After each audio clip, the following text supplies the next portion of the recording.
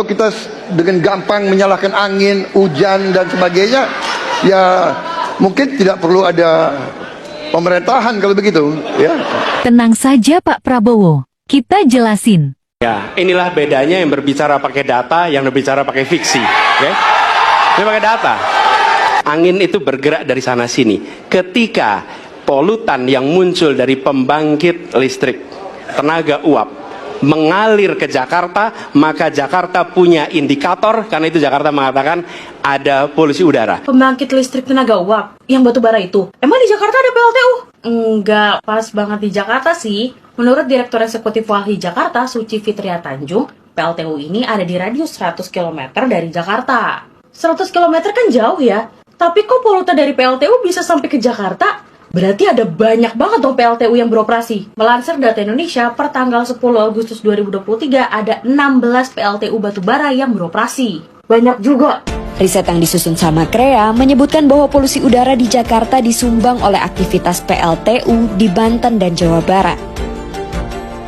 Angin membawa pencemaran dari PLTU di daerah itu ke Jakarta. Terdapat kurang lebih 136 fasilitas industri, termasuk PLTU yang berada dalam radius 100 km dari Jakarta. Lebih dari 50% persebarannya berada di Jawa Barat dan Banten. Jadi sejak 2014, Mbak, memang kecenderungan pemerintahan saat ini, pemerintahan Presiden Jokowi banyak sekali menambah PLTU. Dengan waktu itu janji kampanyenya di 2014, megaproyek 35 gigawatt. Masalahnya, wilayah padat industri ini berada di lokasi yang sama dengan titik konsentrasi material pencemar udara di Jawa. Materi-materi itu lalu teroksidasi di atmosfer serta membentuk PM2,5 dalam jumlah besar yang bisa terbawa angin ke titik sekitarnya sejauh lebih dari 100 km. Oke, PLTU-nya ada di mana aja? Ini PLTU Jawa 7. Ini PLTU Indramayu, dan ini Suralaya 9 dan 10. Itu yang udah eksis ya. Nah, yang masih dalam tahap perencanaan banyak juga. Data yang kami dapat dari Tren Asia menyatakan seenggaknya ada 15 PLTU yang akan didirikan di sekitar Jawa Barat dan Banten.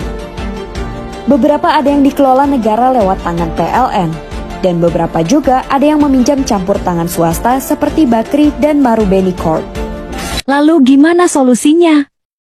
Dan ini kemudian saya teruskan, Pak, bagaimana pengendalian itu dikerjakan untuk dalam Jakarta. Jika saya terpilih presiden, maka yang luar Jakarta saya kendalikan juga, Pak.